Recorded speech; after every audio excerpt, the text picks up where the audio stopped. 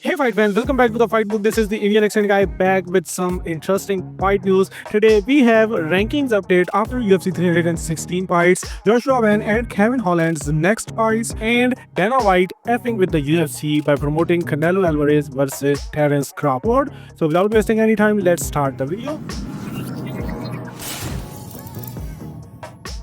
Let's start it from UFC ranking update after UFC 316, and the first one, Merab the Machine Dvalishvili is now the UFC's number 2 ranked pound for pound fighter. Following his win over Sean O'Malley, he moves up 2 spots past Ilia Topuria and Jon Jones and now sits only behind Islam Makhachev. O'Malley is off the list, allowing Arman Sarukian to return at number 15. Anyway, O'Malley is already back in the gym and got a call out from Henry Cejudo. Moreover, Cejudo not only called out Sean O'Malley, he also favors Corey Sandhagen over Merab Dvalishvili and says that he would put Merab on his pound-for-pound list at number 1 if Merab beat Corey Sandhagen. Merab Dvalishvili, who had said that he would fight 2 more times after beating O'Malley, is now being realistic and says it won't be 2 but just 1 more fight this year, and he says he would like to fight on the MSG card in November or on the Vegas card in December next. He is also down for a champ vs champ matchup against Alexandre Pantoja if Pantoja moves up and the UFC wants this fight. Anyway, the co-headliner of UFC 316, Kayla Harrison, is now the UFC's number 3 ranked pound-for-pound women's fighter, trailing only Valentina Shevchenko and Yang Wei Li, who are potentially fighting each other next. Kayla moves up 4 spots by beating Pena, who falls 2 spots to number 5. Pena also takes the number 1 contender spot at 135 and says that she called dibs on the winner of Kayla Harrison versus Amanda Nunes. Anyway, Harrison got a massive ovation from Dustin Poirier, Dakota Richiva, and the rest of her teammates as she returns to her gym with the UFC title. Moreover, Harrison has shared a photo of herself in a sauna during her UFC 316 weight cut, which is terrifying. After looking at that pic, I think Harrison vs Nunes has to be for the vacant 145-pound titles. Give her a break, man. Anyway, the build-up for this super fight has already begun, as Harrison's manager Ali Abdulaziz claims Amanda wanted Pena to win because she did not want to face Harrison, and he also says that Harrison will make Amanda Nunes quit again because she had already made her quit in training, and that is why Amanda Nunes had left that gym. Anyway, Mario Batista, with his 9th straight win, continues his steady climb up the bantamweight rankings, rising 1 spot to number 9. Additionally, Umar Nurmagomedov also moves up to the number 2 position at bantamweight in the update because Dana had showed interest in Umar vs Merab 2 in the post-UFC 316 press conference. That make effing sense. Anyway, Batista has his say on not being given a post-fight interview after his dominant win over Patchy Mix. He says he did the exact opposite of what he did to Aldo, but still that didn't seem good enough. He says he doesn't know if it was the UFC thing or Trump time delay, whatever it was, but that was weird. If you don't know, Batista was not given the opportunity even to talk at the post-event conference. Anyway, Patchy Mix also released the first statement after his loss at UFC 316, and he says that he took the fight on 3-week notice against a guy who was on an 8-fight win streak in the UFC, so he doesn't hang his head. He also vows to come back stronger. Anyway, the next update is from the UFC flyweight rankings, where Joshua Van moves up 4 spots to take the number 10 position at flyweight. The man he beat, Bruno Silva, falls 2 spots to number 14. Moreover, Manel Kape has pulled out of UFC 317 fight on June 28 against Brandon Royval, and Joshua Van is the one who accepted to be his short notice replacement. It will be Van's 6th fight in last 12 months, and that averages a fight in every 58 days. No matter the result of the fight on June 28, Joshua Van is already winning in his life as he brought his mom a new house over the weekend after his victory at UFC 316.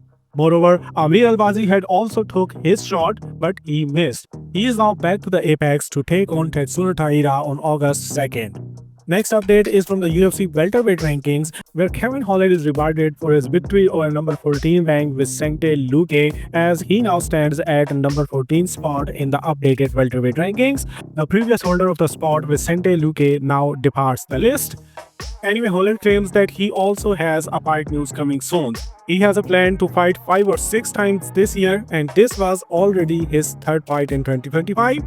Next, we have the undefeated light heavyweight Azamat Murzakanov moving up one spot to number 11 in the latest light heavyweight rankings update after beating the unranked Ribeiro.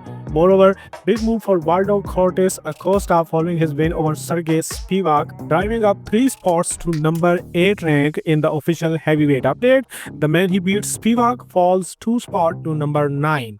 Lastly, Wang Kong makes her debut to the official women's flyweight rankings and she debuts on the list at number 14, while the girl she beat, Ariane Da Silva, falls 2 spots to number 15. With the addition of Wang Kong, JJ Aldridge departs the list. Now something from this weekend's Kamaru Usman vs Joaquin Buckley card, as Joaquin Buckley claims in his recent interview that Islam Makhachev doesn't deserve to get the next title shot. Buckley believes that he is the one who deserves a title shot over Islam Makhachev with a win over Kamaru Usman. He says if Usman does beat JDM, he is not gonna stay there, he is gonna retire. He says Islam is definitely gonna run from a person like Buckley.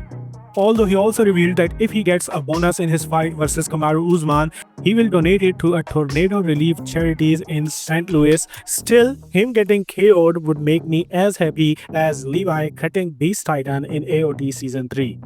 Anyway, there is a fight change in this card as Charles Jourdain is out of his fight against Ricky Simon due to an eye injury. Replacing him is Cameron Smootherman, who is 1-1 in the UFC coming off a loss. Other than this fight, there is one more fight is also added on UFC 319 card at time by Duplessis vs Khamzat Chimaev. It is a middleweight bout between Nursultan Razibuev versus Brian Battle. Razibuev is 4-1 in the UFC, currently riding a 2-fight win streak, while Battle is on a 5-fight unbeaten streak in the welterweight division, and for this fight he is moving up to the middleweight division because he has missed his weight by 4 pounds in his last fight against Randy Brown. Now the updates from Jon Jones vs Tom Aspinall. Ariel Helwani reveals behind-the-scene drama in Jon Jones vs Tom Aspinall negotiations, and it is revealed that Jon Jones was offered a fight against interim heavyweight champion Tom Aspinall. Though initially reluctant, Jones agreed to the bout after the UFC met his high financial demands. Despite giving a green light, Jones later pulled out, saying he was no longer interested in a fight, specifically not interested in facing Tom Aspinall, not in fighting altogether. This U-turn infuriated UFC executives who had already gone through extensive negotiations to secure the fight. They have reportedly been working overtime to make it happen ever since, but Jones is refusing to budge. Helwani made it clear that this isn't about Jones not wanting to fight anymore, it's about him not wanting to fight Tom Aspinall. Jon Jones says that he is now calling himself the Belt Bandit. Anyway, there is another fight, Diego Lopes vs Yair Rodriguez, that every fan wants, but Yair Rodriguez is the king. Lopes says that Rodriguez turned down a fight against him for Noche UFC in September. Rodriguez replied that fighting Lopes does nothing for him inside the company and he would rather fight him on the effing street. Anyway, Lopes revealed that he has been offered fights against Yair Rodriguez, Gene Silva, and even Aaron Pico, and that he has accepted every offer. If you don't know, Aaron Pico vs Movsar Evloev is rumored to take place at UFC Abu Dhabi card, and we also have an update on that fight because Movsar Evloev and Aaron Pico's manager Ali Abdulaziz says that he is yet to receive a contract for 2 of his clients to fight at UFC Abu Dhabi on July 26th. Abdulaziz does not believe Evloev should have to fight Pico. However, Evloev has told him that if the contract comes through, then he will sign it. Abdulaziz also talked about his another client Justin Gaethje and says that Gaethje might retire if he doesn't fight the winner of Ilia Topuria vs Charles Oliveira next.